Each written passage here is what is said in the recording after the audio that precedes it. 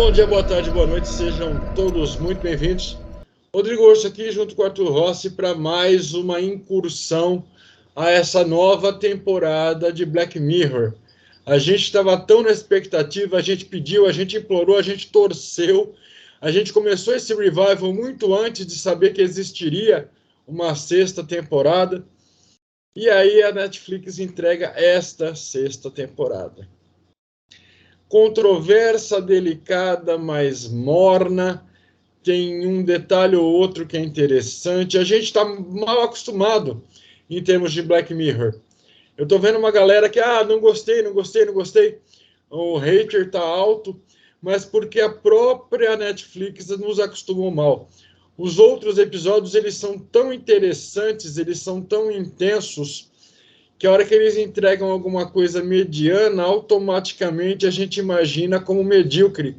A gente espera um nível maior, a gente espera uma complexidade maior, a gente espera um desafio maior. Então, quando eles entregam só o ok, fica essa sensação de falta alguma coisa. E o episódio de hoje é o terceiro episódio dessa nova temporada, que é um episódio complicado. Tem gente que ama, tem gente que odeia, tem gente que não entendeu ele até agora. Ele deixa mais pergunta do que resposta. Ele é um episódio bem subjetivo, você assiste, entende o que você quiser, imagina um final como você acha melhor. É muito aberto, é muito mal arquitetado. Ele dá margem para interpretações mais filosóficas, daria para a gente extrapolar um pouco e pensar no que representa cada um dos elementos, tal, não sei o quê. Mas se você imaginar como episódio fechado de entretenimento, de drama, suspense e ficção científica, para mim ele deixa muito a desejar. Agora eu quero primeiro ouvir do Arthur como foi para ele acompanhar esse episódio. E aí, Arthur? Primeiro, antes de tudo, falar que assim que eu comecei a ver esse episódio e eu pude dar uma olhada em todos os personagens que estavam ali presentes, né? Um me chamou muita atenção, que é o nosso querido Jesse Pinkman. Então eu fiquei com bastante expectativa, porque eu gosto muito do trabalho dele. Já adianto que ele fez um trabalho sensacional, sabe? Em questão de atuação, ele não deixou a desejar. Ele é realmente muito bom. Eu gosto do trabalho dele. Mas vamos falar um pouco sobre o episódio. Eu fui uma das pessoas que se sentiu órfão de um resultado, de uma resposta, de falta de informação. Minha impressão, não é um episódio que ele é fechadinho. Ele conta a história dele, mas ele deixa muita ponta solta para eu achar bom. Então, assim, eu não gostei muito desse episódio. A premissa dele é sensacional, mas o que me faltou nesse episódio foi explicação para tudo o que acontece e o porquê. Primeiro de tudo, ela conta a história de pessoas que, ao primeiro ver, essas são pessoas diferentes, pessoas meio talvez excêntricas, ou é algo que não ficou muito claro quem são essas pessoas exatamente, por que essas pessoas são assim. Mas conforme as coisas vão passando, você vai vendo que as pessoas que estão ali são, na verdade, robôs. E, na verdade, são só duas pessoas que são robôs, né? Que representam, são um avatar, né? Vamos dizer assim, de pessoas que estão em uma espaçonave.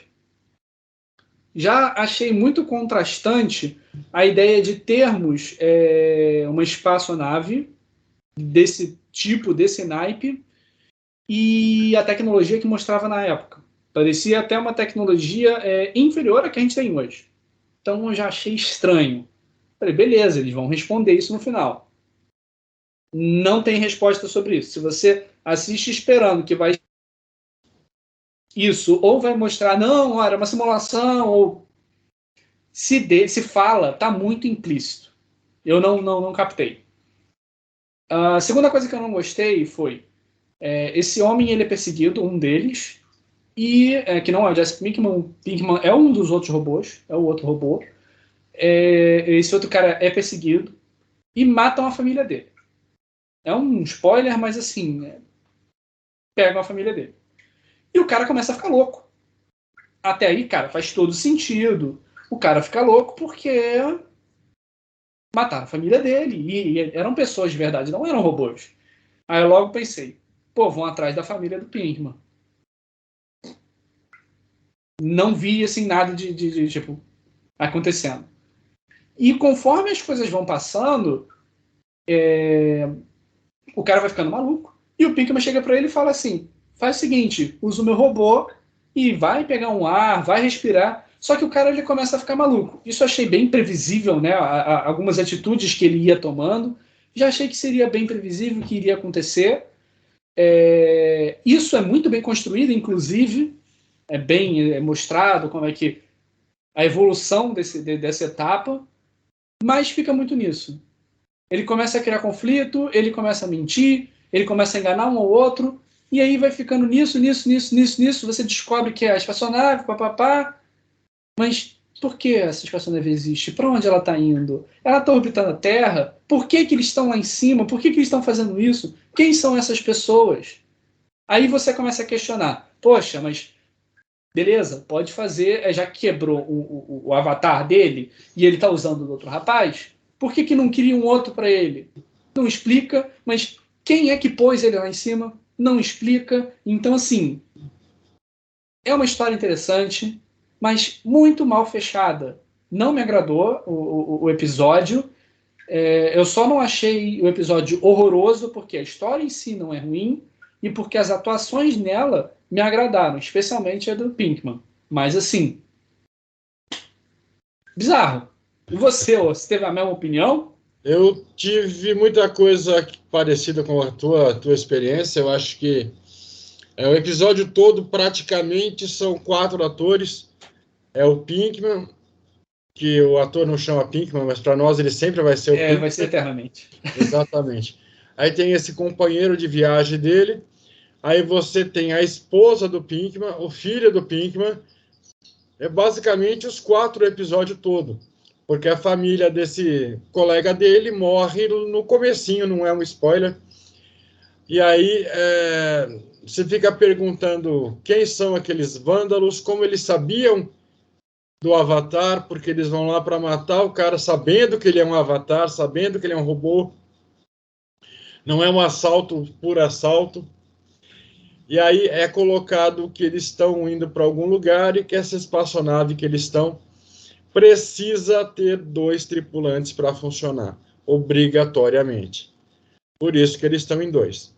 E aí, para manter a higiene mental e para manter a vida social e tudo mais, ao invés daquele hipersono que a gente vê que normalmente aplica-se nesse tipo de viagem, eles têm esses avatares, onde a consciência deles vem para uma réplica física, robótica, uma representação física deles, convivendo com a família deles.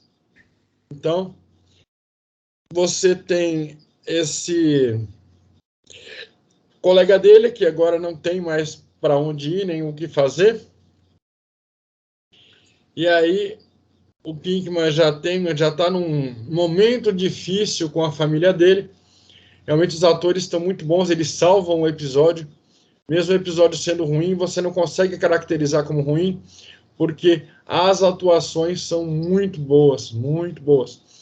Inclusive, quando esse colega dele assume o avatar dele, você nitidamente consegue ver que é uma outra pessoa sem ser uma outra pessoa. Vai ver a grandiosidade do ator, a grandiosidade do nosso Jesse Pinkman. E aí ele fala, não, você está sem o seu avatar, tal, uma vez por semana, enquanto eu faço os meus exercícios aqui, eu deixo você usar.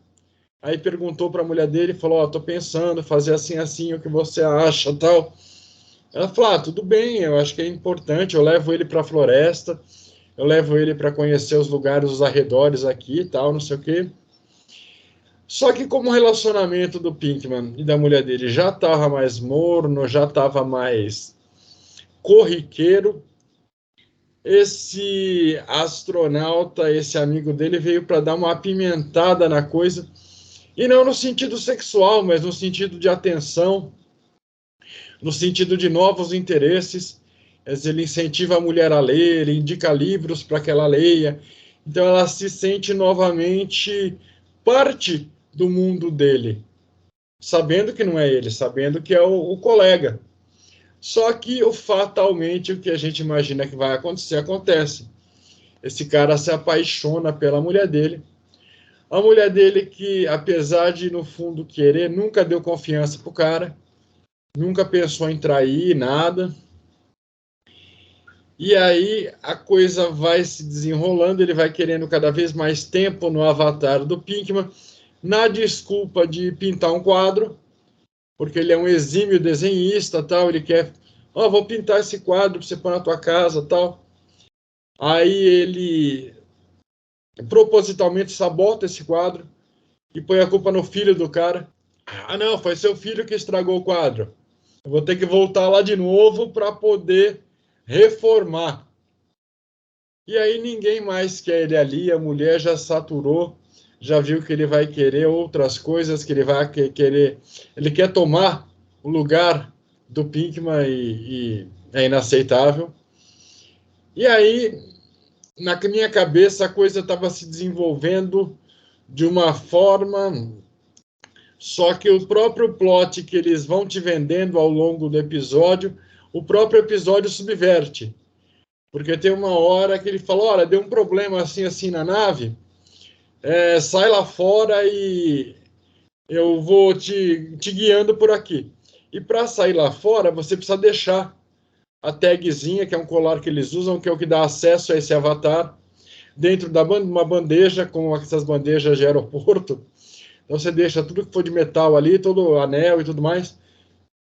E aí o cara sai, vai lá para casa do chapéu no final da nave e fala, olha, não tem nada de errado aqui.